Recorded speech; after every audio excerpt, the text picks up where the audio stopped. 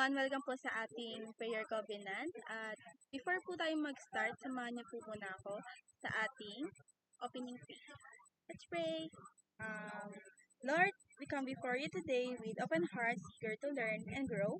Thank you for the opportunity to gather together and reflect on your word. May your Holy Spirit guide us, reveal your truth, and help us apply it in our lives.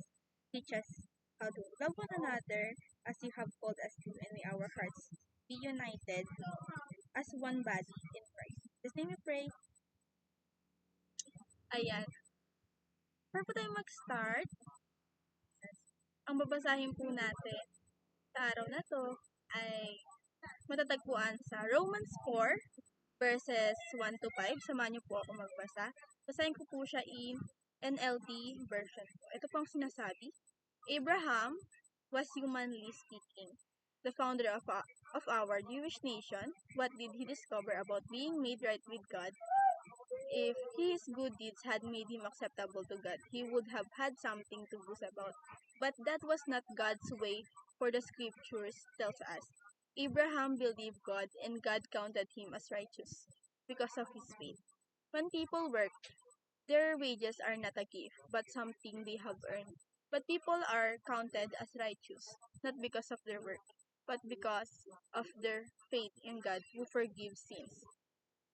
And sa Romans po, na binasa po natin ngayon, ay pinapakita sa atin ni Paul ang isang napakahalagang katotohanan tungkol sa pananampalataya.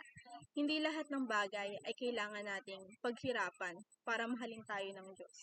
Minsan kasi akala natin, kailangan mo natin maging mabuti bago tayo tanggapin ng Panginoon. Pero sinasabi sa talata na ang kaligtasan ay hindi galing sa works.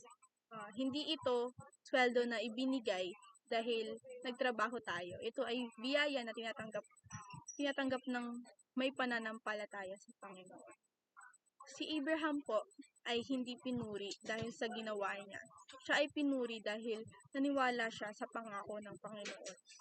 Ibig sabihin po, faith muna bago action.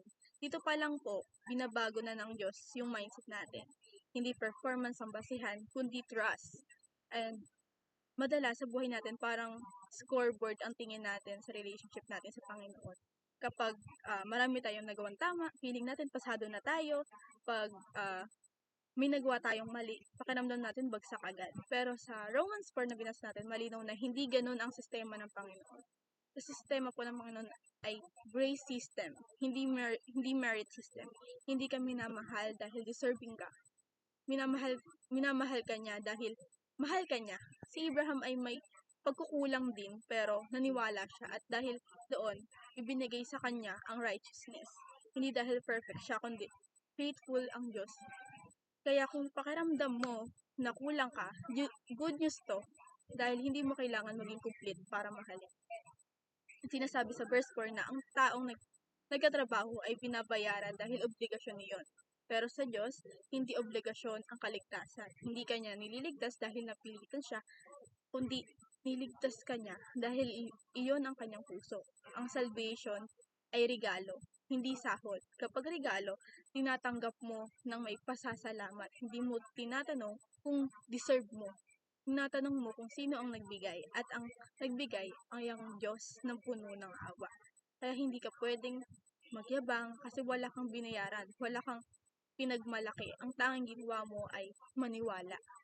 At sa verse 5 po, sinasabi na ang taong hindi umasa sa sariling gawa, pero sumasampalataya sa Diyos ay tinuturing na matuwid. Kasi kahit wala ka pang napapatunayan, tinatanggap ka niya na. Hindi ibig sabihin nito na okay lang mag-asala. Pero ibig sabihin nito, hindi kasalanan ang sentro ng relationship mo sa Panginoon. Ang sentro ay pananampalataya. Kapag naniwala ka, binabago ka ng Diyos from inside out. Hindi ka nagbabago para mahalin. Minamahal ka, kaya ka nagbabago. Ito yung kaibahan ng religion at relationship. Sa relationship po, may grace. At sa grace, may pagbabago. Maraming tao ang pagod na pagod, kakapatunay sa sarili nila sa pamilya, sa school, sa trabaho, at pati sa simbahan. Pero sinasabi ng Diyos, anak, pahinga ka muna. You just need to rest. Hindi mo kailangan buhatin yung lahat. Hindi mo kailangan patunayan yung worth mo. Ang kailangan mo lang ay maniwala sapat na sapat yung ginagawa ng Panginoon sa buhay mo.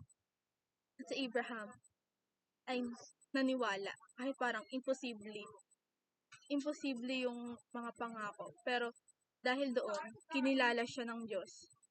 And minsan, ang faith ay paniniwala. Paniniwala na kahit wala ka pang nakikita, paniniwala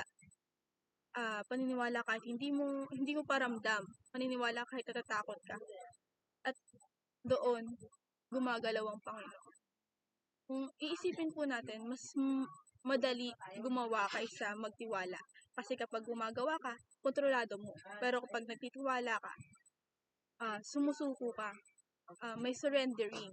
At ang surrender ang pinakamahirap. Pero iyon ang hinihingi ng Diyos. Hindi niya hinihingi ang lakas mo. Hinihingi niya yung puso mo. Kapag ibinigay mo ang puso mo, susunod ang buhay mo. Si Abraham ay hindi perfecto, pero obedient siya sa pananampalataya. Hindi niya alam yung buong plano. Hindi natin alam ang buong plano, pero alam lang niya kung sino ang Panginoon. Sapat na 'yon. Diba? It's important to trust and seek God's more pa sa buhay natin. Like Abraham. And sa Romans 4 verses 1 to 5 na binasa natin, reminds us na ang faith ay decision, hindi emotions. Hindi araw-araw motivated tayo. Hindi araw-araw strong tayo, pero araw-araw pwede tayong pumili na maniwala. Maniwala kahit mahina, maniwala kahit broken tayo, maniwala kahit naguguluhan. Hindi hinahanap ng Panginoon na malakas. Hindi niya hinahanap na kailangan gawin natin to. Hinahanap niya yung totoo. At ang totoo minsan ay takot pero nagtitiwala pa rin. Pero kapag gano'n ng puso, kinikilala ka ng Diyos na hindi kanya itataboy. Mas lalapitan ka pa niya. Mas isisecure ka pa niya dahil ginagawa mo yon na may pananampalataya.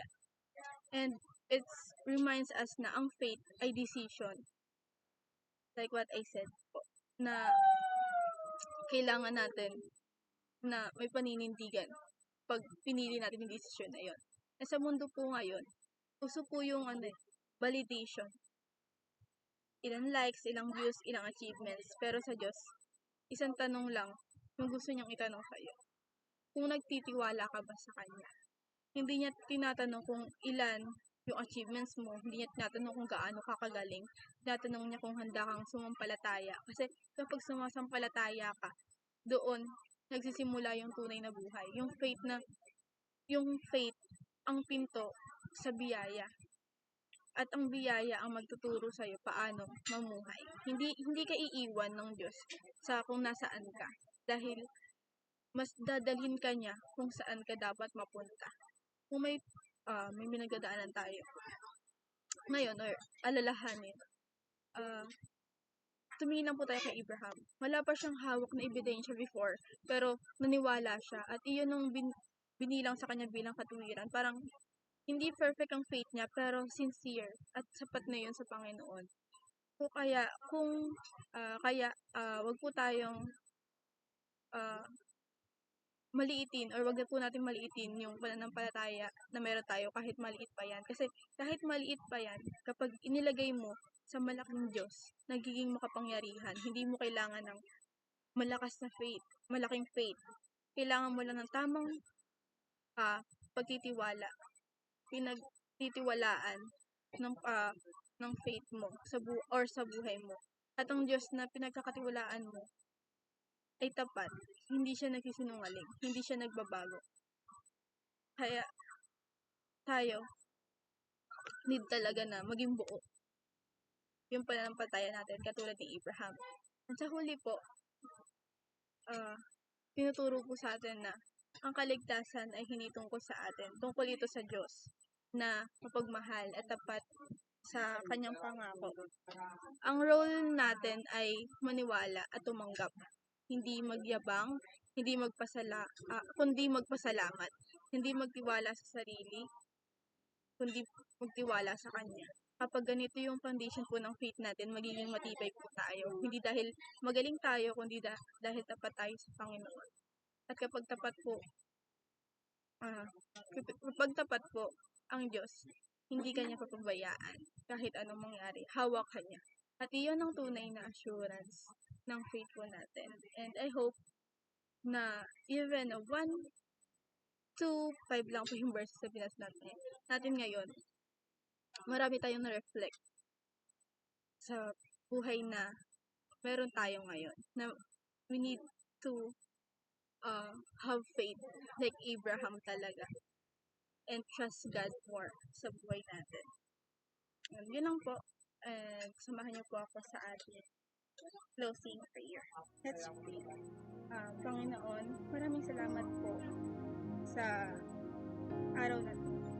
Maraming salamat po sa salita na patuloy na nagpapaalala sa amin na ang kaligtasan ay biyaya at hindi gantimpala. Salamat dahil kahit minsan mahina ang pananampalataya, ikaw ay natili tapat. Patawarin mo kami sa mga pagkakataong may mas nagtitiwala kami sa sariling gawa kaysa sa inyong grasya. Turuan mo kami matutong sumuko at magtiwala ng buo sa inyo. Tulungan mo kami yakapin ng katotohanan na kami ay minamahal, hindi dahil perfecto kami, kundi dahil ikaw ay palakasin mo ang puso namin sa bawat puso namin, bawat isa po na pagod, nakakapatunay sa sarili namin sa iyo. Pero bigyan mo sila ng pahinga at kapayapaan na galing sa iyo. Bigyan mo sila ng mindset na we just need to trust you more, Lord. At i-renew mo yung isipan para mabuhay kami na hindi takot, kundi sa pananampalataya. Hayaan mo ang buhay namin ay maging patotoo sa iyong biyaya at katapatan sa lahat ng ito. Ikaw ang papupurihan at ang salamat